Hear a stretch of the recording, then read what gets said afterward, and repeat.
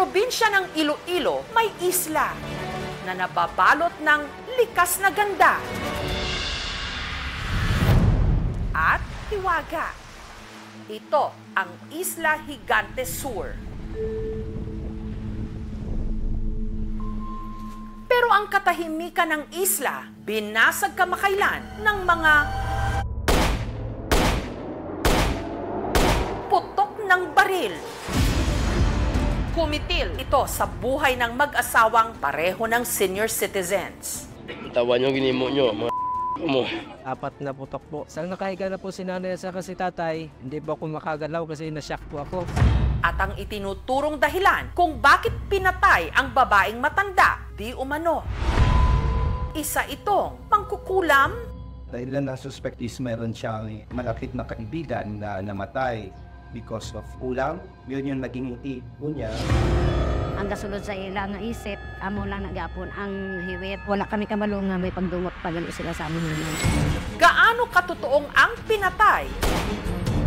Nanay, tatay. May karunungang itim.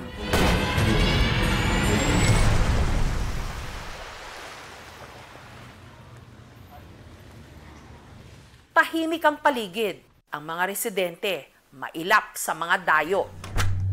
Dahil sa nangyaring krimen, takot silang maglalalabas ngayon. Kahit mga bata, ma'am, natakot. Sobrang kaba dahil sa nangyari.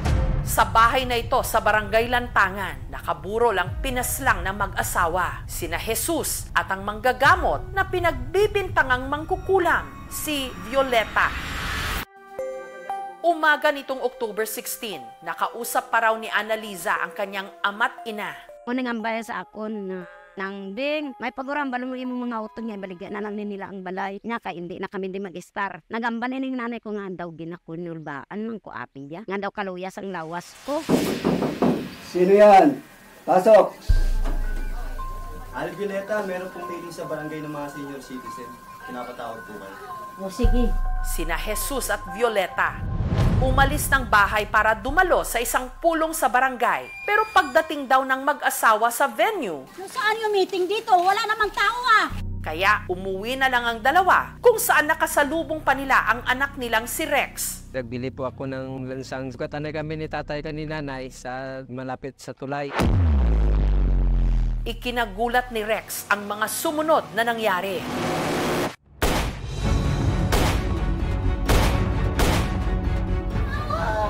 Apat na putok po. Sang nakahiga na po si nanay at saka si tatay, hindi po ako makagalaw kasi nashock po ako. Ang suspect agad umiskapo.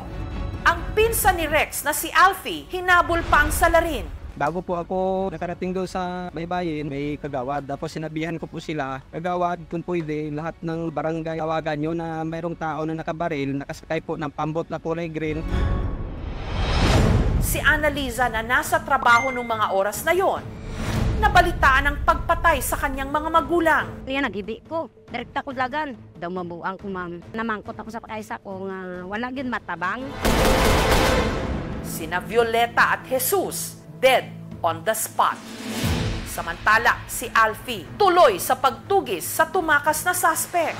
Hindi kami makahabol, ma'am, kasi medyo malakas yung bangka niya. Pero nahuli ito sa mga nakatimbre ng pulis sa pantalan ng bayan ng Estancia. Ang suspect, itago natin sa pangalang Winston na nasa kustodiya ngayon ng Carles Municipal Police Station. At nagulat sila sa ipinagtapat ng gunman. Well, ang dahilan na suspect is meron siyang malapit na kaibigan na namatay because of ulam. Yun yung naging tipo niya. Ang tinutukoy raw ng suspect na di umano ng kulam, si Violeta. Ang nanay ko, ma'am, pamulong lang, pero wala pang hiwit. Damo na si nanay na buligan. Hindi ko naman bato niya bintangan ng nanay ko nga hiwitan. Trabaho ni nanay, pag-ayos sa tao, hindi pagpatay. Gayunman, ang mga naulilang anak ni na Violeta, may hinala. Ang pabintang nila, ang iya-asawa, pahiwitan ko ni nanay. Ang hinihinala ni Annaliza na di umano may motibo sa pagpaslang sa kanyang mga magulang, tago natin sa pangalang Ponce. Nung nagkasakit daw ang kasintahan ni Ponce na itago natin sa pangalang Jane, si Violeta raw ang nilapitan ng mga ito. Intawag nila si nanay nga ipabulong nga, pero nakabuhi na sila sa istorya nga hiwit. Nga ba ni nanay, hindi ko magtandog sila, gimbintangan yun ako gani nga yung giniwitan ko. Dahil di umano, sa takot daw ni Ponce na kulamin ni Violeta si Jane, ipinatawag ang matanda sa barangay para pumirma sa kasunduan na ito raw ang mananagot kung may mangyaring hindi maganda kay Jane. Nakibot siya nga may blatter sa, nga wala man sila nag-inaway. Tapos nagpirmanay sila dito sa barangay, okay na. Pero lumala raw ang lagay ni Jane at sina Ponce, matindi pa rin di umano ang paniniwalang kinulam ito ni Violeta. Untaton na siya, untata na ang pagpaubra sa akong bata. Kung ano ko nang matabo sa ila bata, may kwaon sila sa side sa akong pamilya. Kung hindi sa yautod, sa akong ginikaan amay ko, sa akong yung mga utod. Ito nga raw ang dahilan kung bakit sina Jesus at Violeta binalak ng ibenta ang kanilang bahay.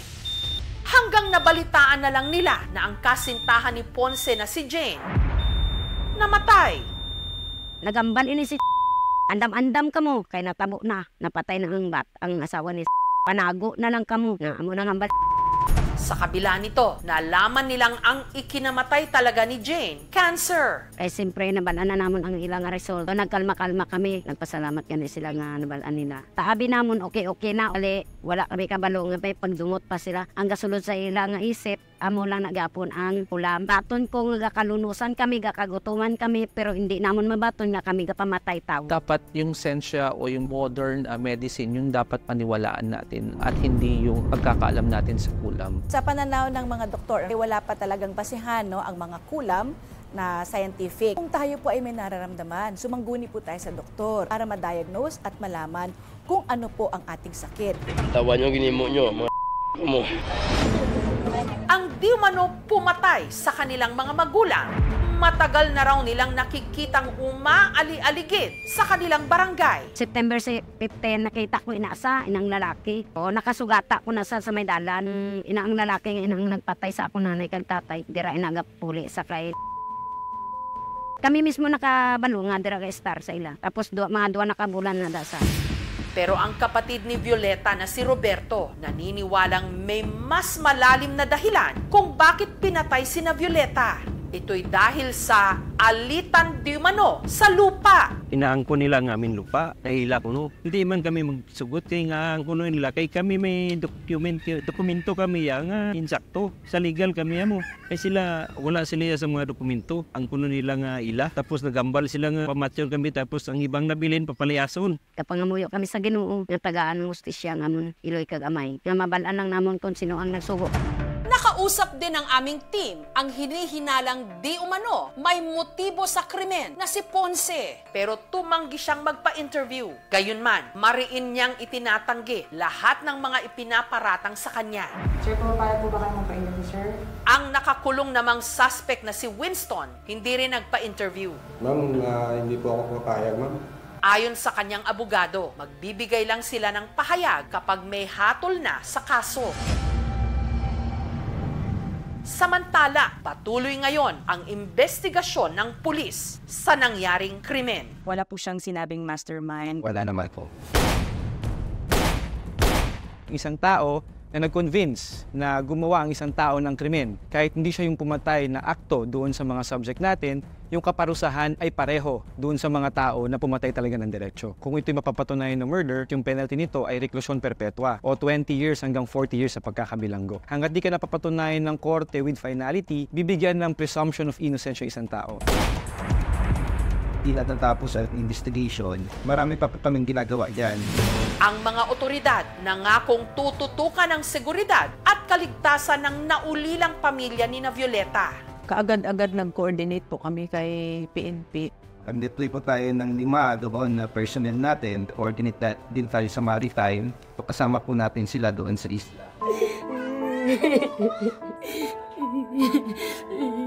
Pwede lang namon mabalik ang nila kabuhi, balik din namon. Di kami gusto nga bayaan nila kami. Kaya ako pag kinangla namon sa ila. Ang among ginapangayo, bisan nadula na sila, tagaan na kami sa hustisya.